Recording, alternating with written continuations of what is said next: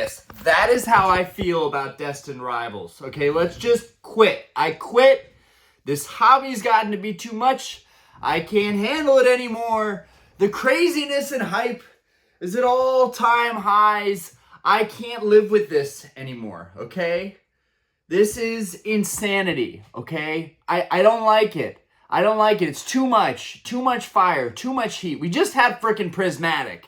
Now, we've got Journey Together, which is already going to be too much heat. And then Destined Rivals is going to follow it up. And people actually think the market's going to crash. I wish. Too late for that at this point. Maybe give it another 6 months. But people saying, market's going to crash very soon.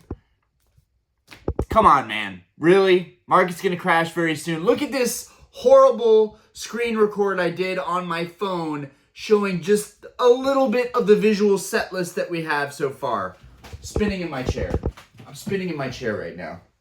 I could have done a better spin in my chair, but I hadn't rehearsed that one, so we're going to do it again. I'm spinning in my chair right now. Spinning in my chair. Ridiculous. Craziness. You guys saw all those amazing cards. Misty Cyndaquil. Oh my god. I've lost it. Misty Cyndaquil, we're done, guys. We're done. When you put Misty on a card, it's game over, okay? Game over. Next thing you know, we're going to have a Togepi alt art that's going to blow our minds. Okay. Scary times ahead, guys. So let's talk about the Ho-Oh. Let's talk about that Typhlosion. I love the Ho-Oh. What I don't like about the Ho-Oh, and I've talked about this before, but this is a Destined Rivals video. We're going to discuss all of my thoughts about Destined Rivals and about the little that we've seen so far. We know what the pack art's going to be. We know what the booster box is going to be. There's almost guaranteed going to be some kind of Mewtwo card. That's going to be really exciting. Y'all know I love Mewtwo.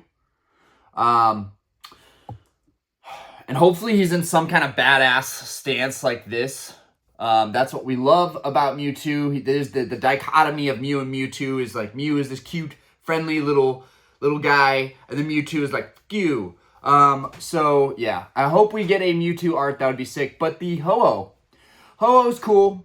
Not only in the early episodes do we see Ho-Oh flying up in the sky, and you're like, oh god, what is that? I never watched any of the Johto anime as a kid. We didn't have cable. So I didn't really get into Johto too much. So I'm not like crazy about the fact that we have a Ho-Oh card. But we have all been longing for a Ho-Oh card. There hasn't been a good Ho-Oh card in a minute. Because Pokemon's being a bunch of Ho-Ohs. That's why we can't get any Ho-Oh cards. Okay. No, but seriously, the artwork, I love it. I wish they would have kept the character out of the artwork. I know that this is Destined Rivals and we've got Journey Together and it's kind of this whole tag team GX artwork, but a modern spin-off of it. And we love that, guys. We love it. We can't get enough of it. We're going to gobble it up. Scalpers are going to be eating ramen for the next couple of months and planning all of their outings and starting mob riots at the vending machines, and people will be peeing themselves at the GameStops. People will be peeing themselves. I can't even believe that I saw that. I mean, I can't even believe it. How are people this crazy about Pokemon that they are willing to stand in line and pee themselves? Basically, might as well just, people are going to be defecating themselves soon too. I get that. That is a good strategy. That would be a good strategy. That would keep me away from the line for sure. If you're peeing yourself or pooping yourself, you better believe Orion is the least of your competition in trying to get on these releases. Okay, but yeah, so we haven't seen Ho-Oh in a long time. Ho-Oh was featured in the early episodes. One thing no one's really mentioning is that Ho-Oh has some other incredible cards.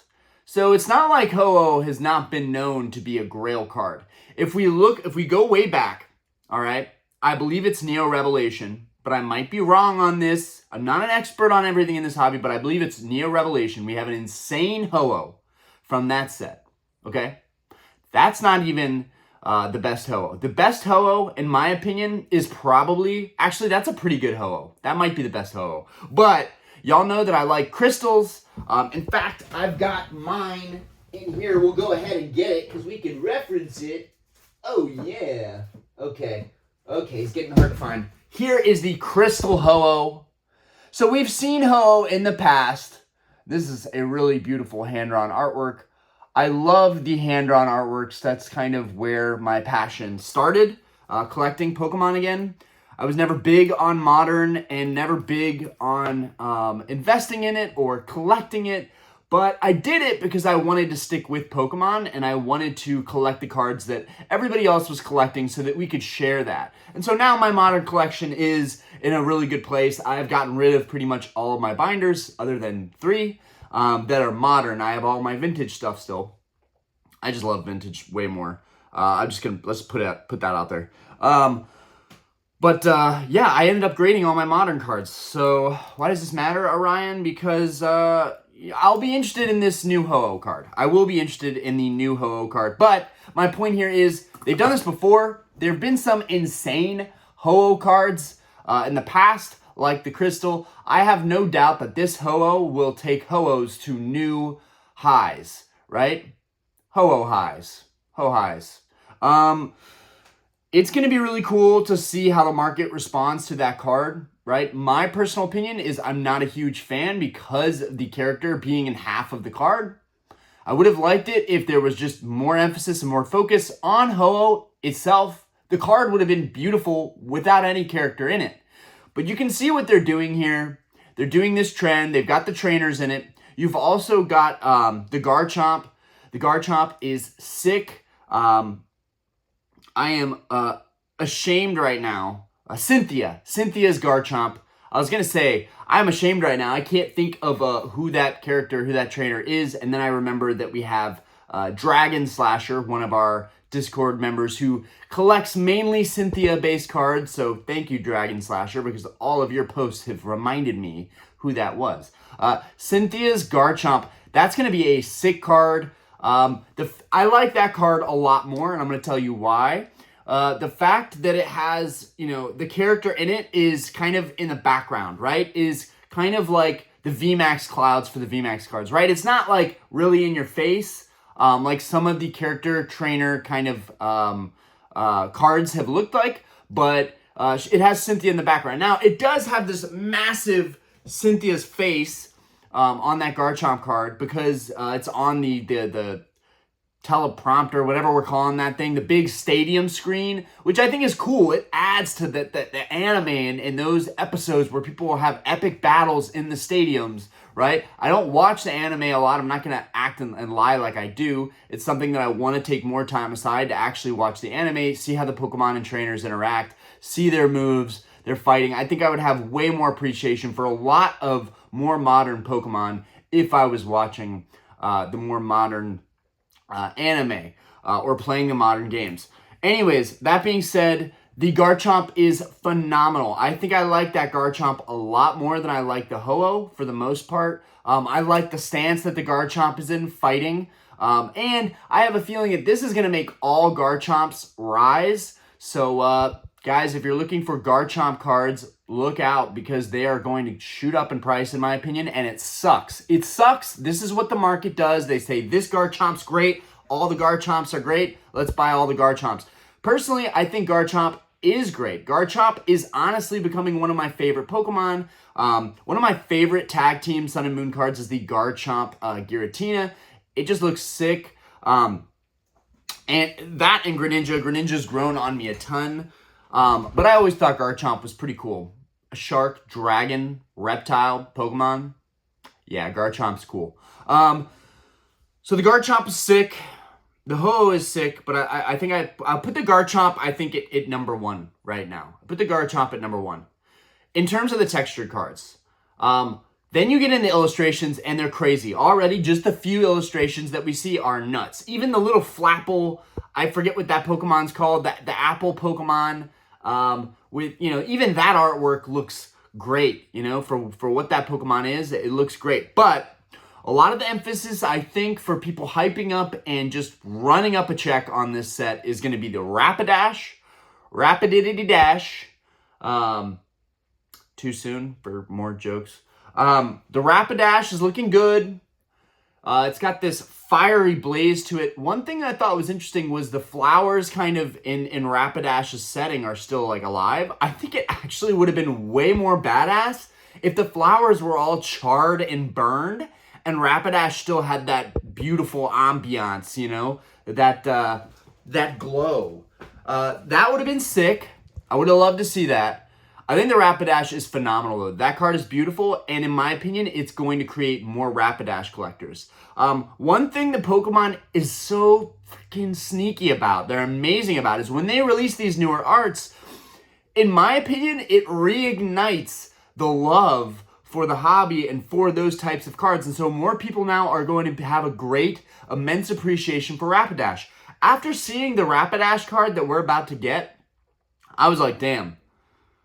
I need to start collecting Rapidashes now. I'm a Rapidash fanboy. And honestly, Rapidash is sick. But cards like that just remind you why these Pokemon are so incredible. Okay, so the Rapidash is insane. Next up, a little basic, but we know how this one's going to play out. We've seen it before with Astral Radiance in the Trainer Gallery Misty. At least I think that's what set she's from.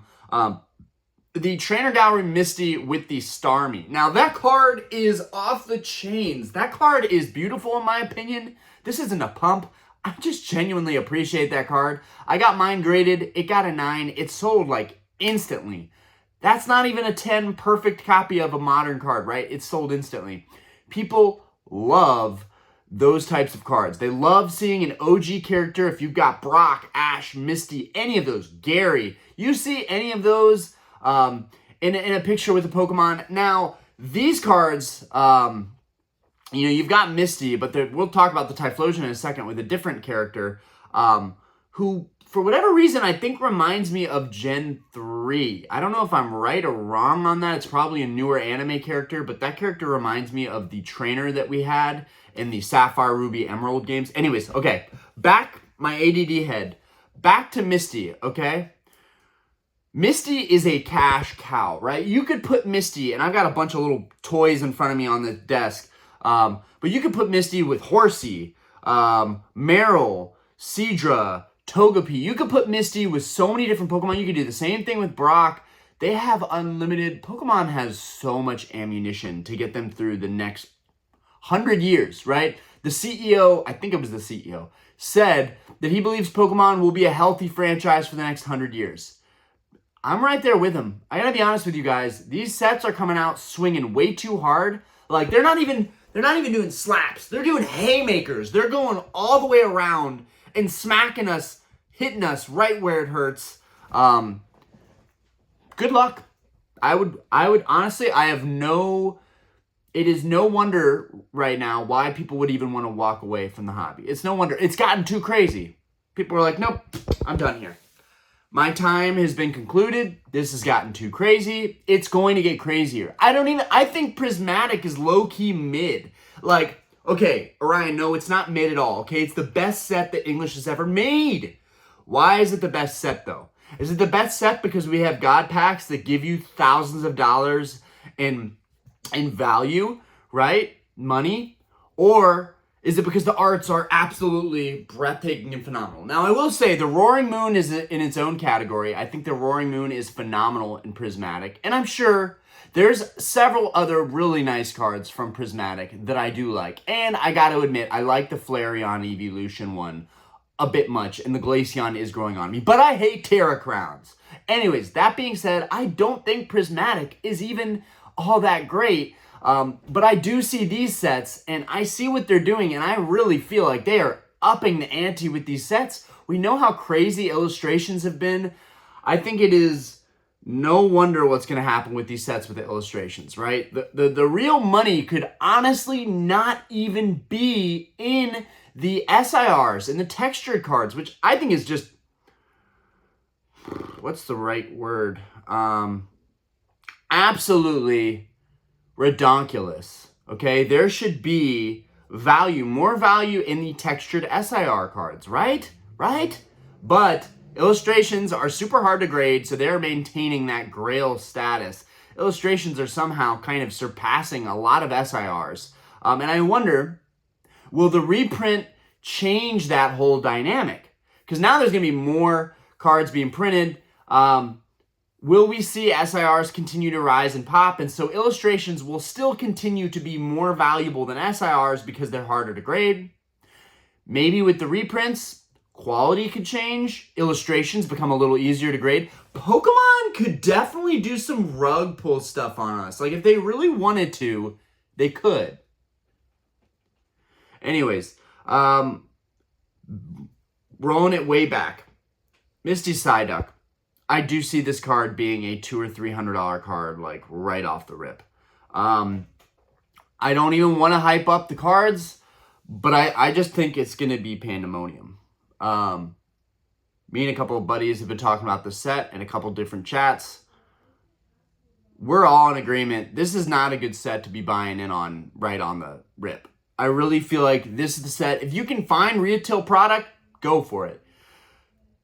But I really feel like they're going to print this set into the ground. This set's too good to be true. They're going to print it like crazy. It's one of the final sets. We're going out with a bang. And it would be a travesty for them to not print this set into the ground. It really would be. We all want to get our hands on it. The OGs, the new people. This set is another 151 we've been waiting for, and it is going to rock your worlds. And not in the good way. Some people will be bold, brave, lucky. Some people will have to pee on themselves. But we'll get through that together. The Misty Psyduck is going to be nuts. But last but not least, let's move on to the Typhlosion, which I think puts the nail in the coffin. While I don't like that this trainer that seemingly looks like it's the same trainer, like based on the hat, the yellow and black hat, that's the same hat the trainer had in Sapphire, Ruby, Emerald, right? Am I just making this up in my head? Or does that look like a trainer that we actually remember from childhood? I'm not sure what to make of it. Maybe somebody can clarify on exactly who that is. But that character trainer is a bit of a mystery to me. I think if that trainer would have been someone like Ash or Gary, and it was so obvious that it was them, you put Ash in any card, I really think that card is going to do numbers.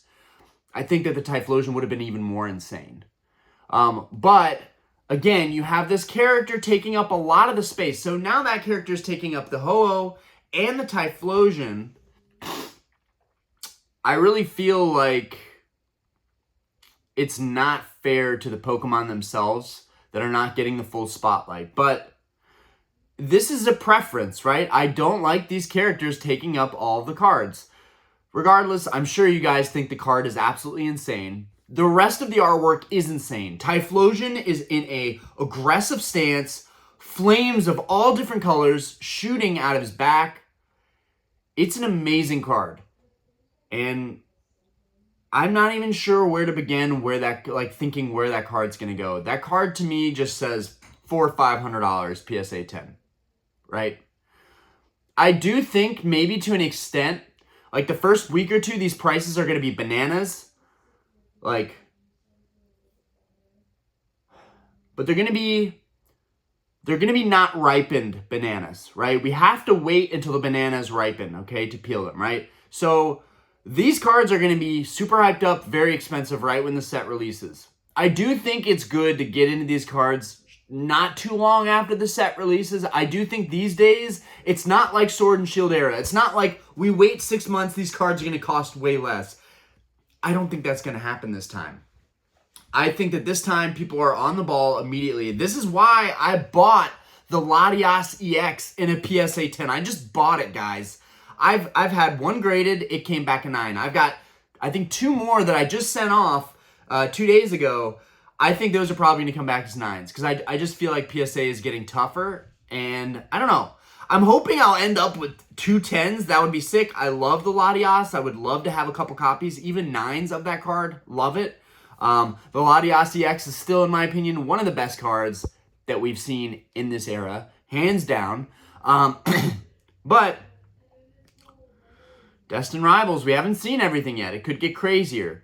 And we don't know what the market's going to do with Journey together. So, but what I'm saying with the ripened banana analogy, okay, bear with me, people.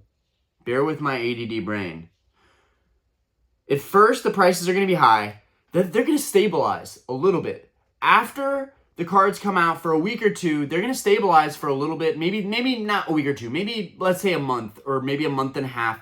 You're going to see the price. It's going to, some cards are going to boom, a couple $100, and then they're going to drop 100, or they're going to drop $200. Especially if you're buying graded PSA 10. Those prices are going to be real volatile right off the bat. Now, I will say, if you are buying raw to get stuff graded, I think buying right from the beginning, maybe in the first 2 weeks, probably not a good idea. But in the beginning is a smart move, and I'm going to tell you why. Because a lot of the cards are ready to be graded in the beginning, right? If you wait too long, if you wait 6 months, you might be getting all of the played cards, all the cards that have been in competitive play, all the cards that have been manhandled, all the cards that have been sitting in packs, shaking around. You are playing a gamble by going after a lot of stuff raw later on, right? Right now, like when a set comes out and everyone's opening stuff packed fresh, I do have kind of a theory that it's almost worth it to buy packed fresh stuff right when the set comes out, knowing that someone just opened this up. Now, that'll probably continue for a couple of months, but you guys get what I'm saying. There's so many variables when a set first comes out. If you're doing graded, it's really, I would say it's good to wait a couple weeks and then the price drops a little bit and then you can get in there. That's what I did with the Latias, guys. I know you're probably going to be like, Ryan, what? Why? But Latias EX was a $700 card. Then it was a $600 card. Now it's a $500 card.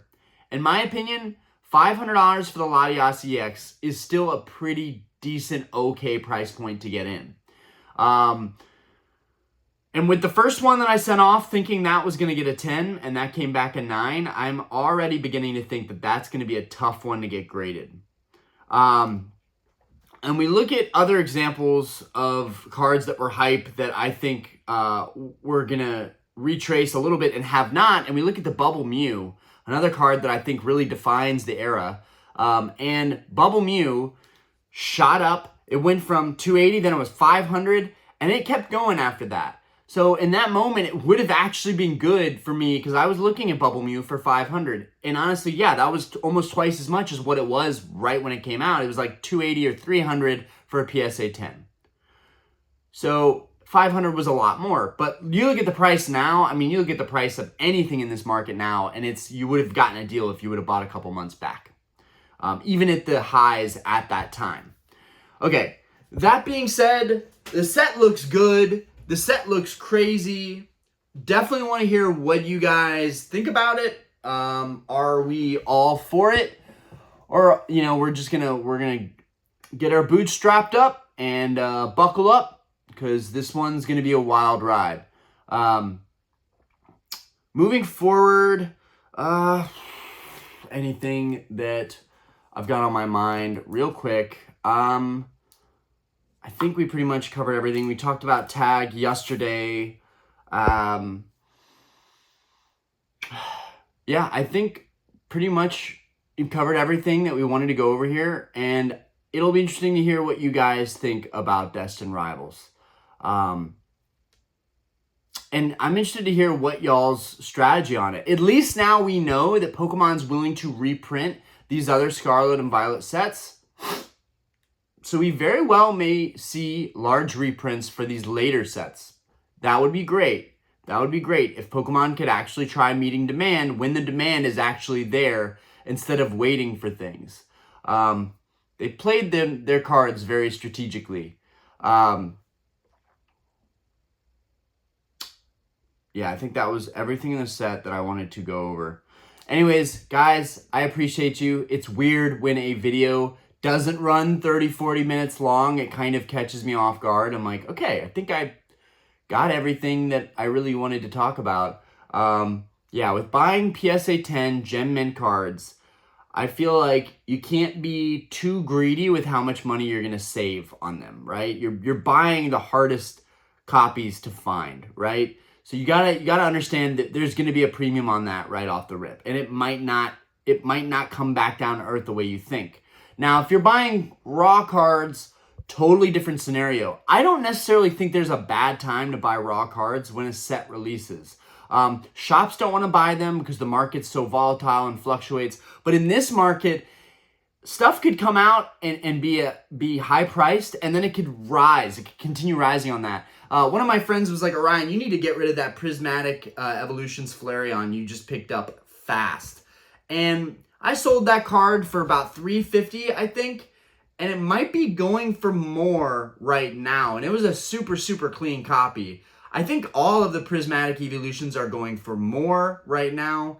So, you know, it's a learning lesson that this market is not acting the same. Now let's jump. Yes, I do know. I remember what I was going to talk about. I'm sorry that I had to ramble for a little bit there to catch up to my thoughts. But we're doing this all in one take, guys. I'm not editing any of this. So you got to bear with me. Perfection takes time. Okay. YouTubers are influencing this hobby. They're influencing this hobby, okay? If a major channel says that the hobby is likely to crash, what do you think everybody's going to start thinking? They're going to start thinking that it's likely to crash. To be honest with you, I know it's not. I don't see it. I respectfully am going to have to disagree on that take. And while I would love if the market crashed, I would love that. I would have a heyday with it. It would be great. A lot of the people that have stuck in this hobby and plan to stick in this hobby longer, it really doesn't make a difference to us. We're here regardless. But guys, that's bogus. We are not going to get a crash very soon, okay? That's bogus. And it creates FOMO, and it's going to create more hype. And that's all YouTubers have been doing in this space, is just creating an ungodly amount of uncertainty, hype, FOMO, scare tactics. This is exploding. This is going to blow up. You're never going to have a chance to get this. I'm sick and tired of y'all doing this. I really am. It's gotten old, okay? Look at what's happened with Drowsy. Look what you did to Drowsy. Drowsy is freaking ridiculous right now. I'm grading 2 of them because I bought that card when it was nothing. I just thought it looked nice.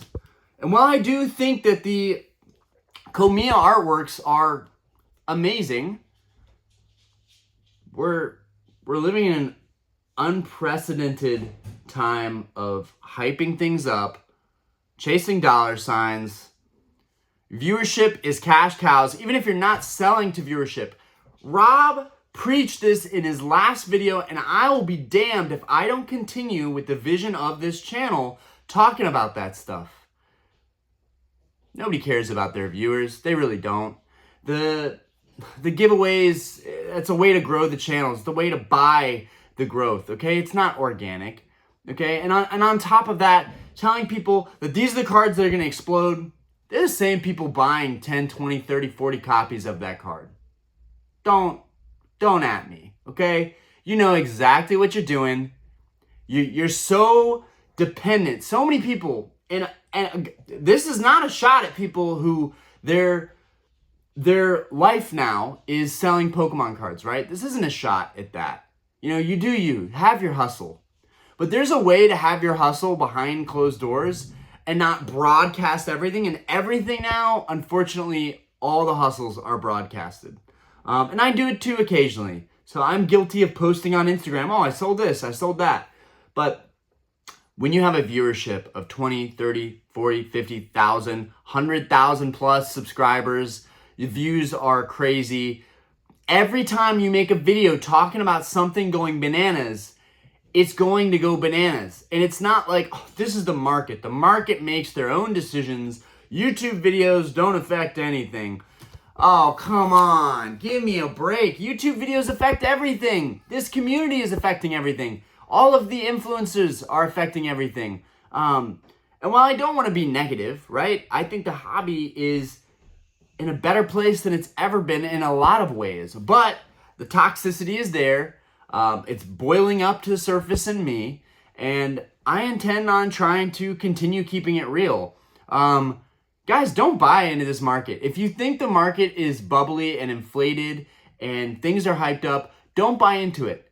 I'm buying cards that I like. I really don't care what happens with the market. Honestly, the whole market's going to go up, market's going to go down. Booster boxes are always going to boost your box. None of it really matters that much to me. And I hope if there's any bit that isn't just entertainment and it's informative here, buy what you like, but be very careful about taking people's word for fact. Be very, very careful, because something might explode. And so might your bank account if you follow that route enough. If you follow these people saying to buy things and they go up in price and you even buy up into the hype and you buy as it's rising and you feel good about it, you're like, this went up $100 since yesterday. I am a guru now. Now I can make YouTube videos telling people that I bought cards and they went up in value immediately. If everybody's going to do that, everything is going to rise exponentially. And I think that's one of the biggest problems in the hobby right now. And I think that's going to continue being a problem with Journey Together and Destined Rivals. And this is why, essentially, you are not going to see a major crash in this hobby quite yet. Because all that hype and influence has to play out. And the damage has been done, in my opinion. The damage has been done. It is going to take probably, in my opinion, months to undo all these videos and all this content that's been made. It's out there. People are going to watch it over and over and over again. And honestly, I think at this point, the market is made up more of manipulation than anything. I'm just calling it how I see it, guys. Everything looks majorly manipulated by the very people that you watch and support. They're helping to manipulate this market, and it's not for the better. It's not for the better. It's so that they can cash out, sell off stuff, make a lot of money, and then get out. And then when the market is going down, those same videos are going to be made. Market's crashing. Stuff is going to new all-time lows. And they're going to still capitalize on that. I am telling you guys, as a collector, we don't care if the market goes up or down. We really don't. Even my most valuable cards, if they went down in price and they were more readily available, I might double down. I might buy another copy. I might end up trying to invest again in that card because I love that card and I love the artwork and I love the nostalgia behind it and how it makes me feel. For me, it is a very emotional thing. And I know with investing, you can't be emotional. You have to be factual. You have to think about the numbers and really do your due diligence. But that's not all this channel is about. This channel is about what we're feeling, how we're responding, and I guess reacting to the market. And I'm okay to say that I've had my fair share plenty of times, and I'm still doing this, of buying into stuff that I FOMO into. But I'm ashamed of it. I really am. This is not a great market to be buying anything in. Selling, phenomenal. But the fact that there's so much promotion on buying into these crazed prices kind of pisses me off. I just feel like a lot of people are being misled. And I know what it looks like because I've done it before. I've done it on this channel. I've said, I think this is going to be a great investment. This is going to do really well. And I even then tried to be very conscientious about how I was saying that and doing it in a way that wasn't totally clickbaity. Because nowadays, in this hobby, everything is clickbaity. And I don't even think people care, right? I watched this movie last night that I think is really good. I think you guys should watch it. It's called Fool's Gold. I think it's called Fool's Gold. It's got Matthew McConaughey. All right. He plays a phenomenal role, very similar to Wolf on Wall Street, chasing gold. One of the points he makes at the end of the film, which, phenomenal film, gotta watch it. One of the points he made was, you want the truth? And I'm going to give it to you right now. You want the truth about this hobby?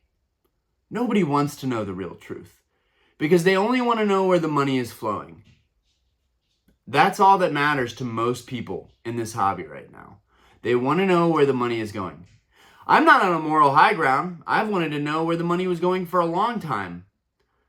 But I've been burnt out.